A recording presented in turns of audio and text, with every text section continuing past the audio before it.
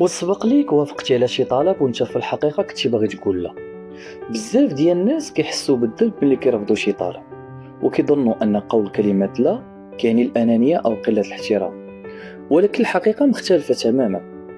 قول لا في بعض المواقف هو دليل على انك كتحترم راسك ووقتك. مثلا تخيل معايا ان صاحبك طلب منك واحد الخدمة وانت اصلا مشغول او مرهق، وافقتي فقط باش ما يتقلقش منك. النتيجة غادي تزيد تضغط على راسك، تقدر تشعر بالاستياء من الداخل. هنا خصك تكون عارف قاعدة مهمة: كل مرة كتقول فيها لشي حاجة ما باغيهاش، راك كتقول لا للراحة النفسية ديالك. إذا كيفاش تقول لا بدون إحساس بالذنب؟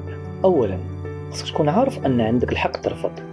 ما كاين حتى شي قانون في الطبيعة كيقول أن خصك توافق على كل طلب كيجيك.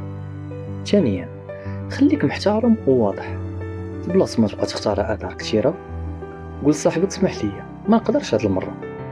ثالثا ما تبقاش تبرر بزاف، كل ما كثرتي التبريرات كل ما حسيتي بالذنب اكثر.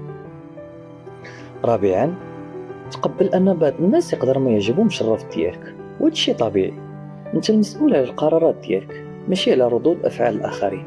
في الاخير الناس اللي كيحترموك غادي يحترموا الحدود ديالك، وديما تذكر ان قول كلمة لا للاخرين هو قول نعم لنفسك وراحتك النفسية. إلا عجبك الفيديو ما تنساش دير لايك للاشتراك وشاركنا في التعاليق.